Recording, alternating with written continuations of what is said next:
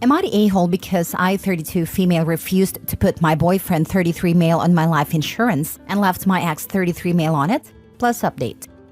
Original post. I, 32 female, have an ex, 33 male, and we have 2 children, 10 female and 9 male. My ex and I had a difficult start in life. I felt pregnant pretty quickly after we started dating. Our daughter was born with leukemia, and we spent the first few years of our relationship in hospital. She's now in remission, thankfully. We also had another child during this time, and our son is autistic. After being together for 6 years, we split up indefinitely when our children were 6 and 5, which was very hard for me and him. After healing for about 1.5 years, I began dating my now boyfriend, who we'll call Jake. Jake was really lovely and kind, and took it slow with me. After a year, I introduced him to my kids. At first, my daughter was not very happy with the situation, but eventually she grew to tolerate him. Jake even has a civil relationship with my ex. Eventually, Jake moved in with my children and I, has been living with us for about 2 months now. When my daughter was born with leukemia, my ex and I had decided to both get separate life insurance just in case anything happened to us. When we originally got them, we decided that we would be each other's trustee. It also would receive 30% of the insurance and the rest would go on our child/children. After we had our son, we updated our life insurances with his name also on it. We have both still honored that. Our reasoning for this is that if one of us was to go while our children were still young, then the other would be left as a single parent and may need some support and stability. I still feel very strongly about this. Now on to the issue. Jake was cleaning up my files in my office when I was at work and had come across my life insurance agreement. While I was at work, he had sent me a message saying, "We need to discuss something important when you get home." Obviously, I was freaking out and tried calling him, but he would not answer me and said he was too angry to talk to me. I run my own business, so I took off early and drove home. Before I left, I messaged Jake to say I'm on my way home. When I arrived, I seen Jake on his sofa glaring at me when I arrived. He threw the life insurance papers at me and demanded to explain myself. I picked them up and asked what the problem was. He began to scream at me and said, "Why is your ex on your insurance and I'm not?" I explained to him my reasons above and he scoffed and said, "Well, you both make so much money now, you don't need to support one another." I was extremely angry at this and told him that it was not his business who I put in my life insurance. The money is mainly for my children and ex, and it will stay that way. Jake replied, "Well, I put so much work into this relationship, and I'm not going to get anything from it. No normal man would want a woman with 2 children who has issues." I saw red. I kicked him out and told him we were done. My children will always come first, and I will never let anyone get in the way of that. Jake packed his bags and left. While he was packing, he shouted at me that I never really got over my ex and we still love each other, blah blah blah. That he knew it from the start, and I'm such an a-hole for not putting him on my life insurance. So Reddit, I have to ask, am I the a-hole? Edit. I should have added that this did happen a few weeks ago. I haven't seen him since then, but constantly receiving messages from him and calls.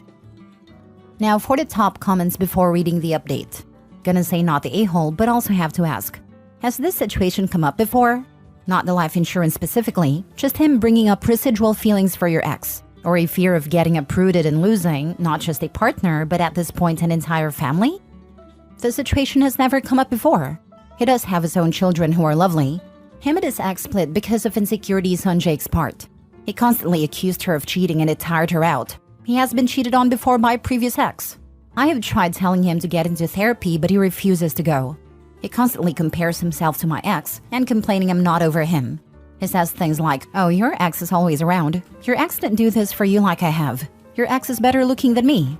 My ex is around for our children and is a very active father. He was always there for me to help in the house, but since I've been with Jake, he only came around when it was about the children. I'm sorry you're in the situation you're in. Jake has to fix himself before he's ready for a relationship. And it sounds like you gave him stepping stones to do that, but he doesn't want to walk down the path. I hope everything works out for you, but you're definitely not the a-hole here. Not the a-hole. And his "I put so much into the relationship and get nothing out of it" when talking life insurance is alarming. I mean, we've seen enough forensic files to know what he meant. You dodged a heck of a bullet with that guy. The reality is, if you have primary custody after a divorce and pass away, most courts would grant a surviving parent custody. You did the right thing by ensuring your kids are still taken care of if that unfortunate event happens, especially since one child had health issues and the other has special needs. All the better that it at least sounds like you and your ex are able to co-parent. I can't possibly imagine that if something happened to you, Jake could have the kids' best interests at heart, and especially after his very telling reaction about the life insurance policy. Opie dodged a nuclear missile with the red flags Jake was waving around.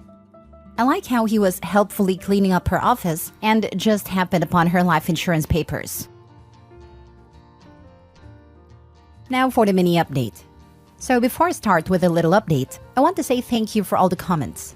I'm going to go through them all and try to reply even though it's a lot. I just want to address a few things.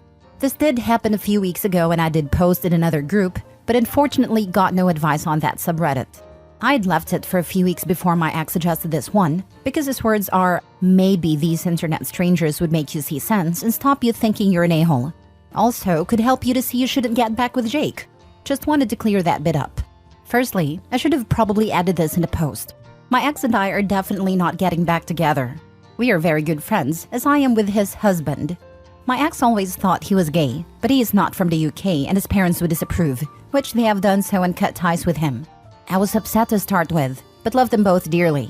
I was even best woman at their wedding. So yes, I definitely am over my ex. My ex, his husband and I are currently having a lovely glass of wine and discussing the issues around Jake. For the people saying it's not right that I have my ex on my life insurance, let me just explain my point of view. Our son is autistic, so has a lot of issues around his autism. Our daughter, due to chemotherapy, is deaf in one ear and is currently in a wheelchair and has multiple appointments. I am very wealthy and my ex-partner is not. We opted to do private care to get the best for our children. I'm leaving him some money for our children and to help him and his husband financially if anything was to happen to me. I 10,000% trust my ex with our kids' money. My children will inherit all my properties and money. I do have a will, so everything in that sense is sorted. They have trust funds and never need to worry about their future. My life insurance is all my ex gets money from, and a few thousand from my own personal money, as does his husband. Now on to Jake. Currently, my ex, his husband and I are packing up Jake's things and they are going to take it to his parents' house. I informed his parents that Jake and I are no longer together and that we will drop off his stuff at their house. They were sad and wished me well as I did them. Jake continually called me and texted me, which I have ignored these past few weeks, and I ignored him. He has been pleading to me about taking him back and how much he loves me and my kids. However, just an hour ago, he sent the most vile messages I've ever had in my life, calling my daughter a spoiled dramatic little witch who uses her illness to get her way. He called my son some disgusting things, which I won't even repeat. At this point, I was done. I messaged him one final message, saying that if he continued to try reaching out to me, I will be filing for a protection order against him, and blocked him on all platforms. Also, I screenshotted the last message he sent and forwarded it to his ex and his family. I am very aware that it is petty, but I do not care. No one gets away with saying that about my children. I really think I will take a break from dating for a while and concentrate on me and my little family, which includes the father of my children and his husband. I'm so upset that there were red flags there that I just chose to ignore or was really oblivious to. Little edit. I know I said I wouldn't post what he said, but screw it. He's a horrible human and I've had a few glasses of wine. Lol. He called my daughter a cripple and called my son a retarded freak. So he can so screw himself. I'm probably just gonna leave this post now. Time to heal and focus on my beautiful kids. Thank you so much for all the comments and advice. I hope you are all blessed, and I appreciate everyone's opinions, advice, and support. I will definitely be taking a lot of points into my heart. Thank you. Last story. Am I the a-hole for calling my wife fat? Original post. I, 34 male, work in a physically demanding field. Myself and my coworkers are all fit people, without a lot of body type variety. My wife, 32 female, is fat. The thing is, she's always been fat. The whole time I've known her. We dated when she was fat, we got married when she was fat. She knows she's fat. She's fat and she's beautiful. I'm happy if she loses weight and I'm happy if she stays where she is. I think she's the most beautiful woman in the world as is. One of my coworkers, Julia, 28 female, started complaining that she's too fat to be loved, and fat people don't get to be loved. Julia isn't fat. She's maybe 120 pounds. She works out 5 times a week and barely ever eats. I told her that wasn't true and that my wife was fat. She got really red in the face and started telling me I wasn't allowed to call my wife fat, that I was insulting her and that my wife was beautiful and curvy. Carol doesn't like being called curvy. She thinks it's a label used to avoid calling people fat because it's a dirty word to most people. I told Julia as much and she started threatening to tell my wife I called her fat. She pulled up her Instagram and told me she was messaging Carol that I was being mean. I beat her to the punch and called my wife, put her on speaker, and asked if she was curvy or fat. Carol laughed and said, "I hate that curvy nonsense. Fat and beautiful, baby." I thanked her, told her I loved her, and hung up. As soon as I hit end, Julia went mental. She started screaming that I was abusing my wife.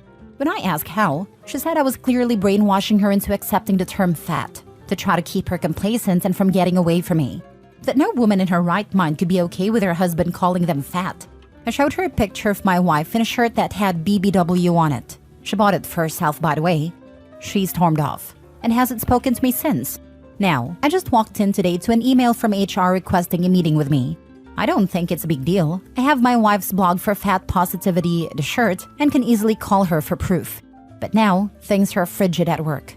And Julia constantly gives me dirty looks when we were in the same room. She ignores me otherwise. So I'm just over here scratching my head. Am I the a-hole for calling my wife fat? Now for the top comments before reading the update. The difference between your wife and Julia is that your wife loves herself. Julia can't even pretend to. Not the a-hole. Yep, the HR thing is wild. Imagine fishing for validation from a man, your married coworker, going off on him for loving his wife, threatening to DM her, and then reporting him to HR. Not the a-hole. If anything, Julia may be upset because she can't blame her insecurities on this idea of being fat. Or she uses this idea of body positivity to push others into expressing fat phobia she internalizes. Ding ding ding. The wildest thing is, Julia was fishing for validation from a married man, and then went off the deep end quickly. Julia is controlling, emotionally labile and passive-aggressive. Avoid and ignore as much as possible, OP. For reals, Julia was definitely fishing for compliments by calling herself fat, hoping the OP will confide about how his wife is fat and how he hates it. But she wasn't expecting OP to have a healthy marriage to a confident woman. Not the a-hole and your wife sounds awesome. Julia should get a better hobby because she sucks at fishing. My wife is the light of my life. She makes me smile every day and she's the reason I wake up in the morning. Thank you. But this is exactly why people stay so guarded at work these days. I'm 40, and when I first started working, the office culture was always work hard, play hard. And many coworkers were my friends. We'd go to the bar after work and things like that. About 5 years ago, I got written up for talking about how bad my neighbor I had just moved into was, and that I didn't feel safe walking alone at night and definitely wouldn't recommend a woman walking alone.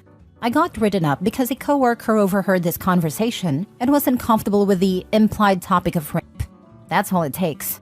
No further action was taken, but I still have that hanging over my head. I know it's on record. I know there is an anonymous woman that is actively avoiding me pretending to have trauma. I am polite and professional with coworkers now, and they don't even know where I live anymore and nothing about my personal life. OP here did nothing wrong, but he did make a coworker uncomfortable. That's enough these days. It doesn't matter if that person has justification to be uncomfortable. They can claim in and then make it a problem for their employer by claiming hostile work environment and so on. Even unjustified, it's time and expense and risk for a company. So that is the way it is today. And now I work fully remote, and companies no longer get my enthusiasm, and my coworkers do not get anything more than professionalism from me. I had a slightly different, yet very similar, experience.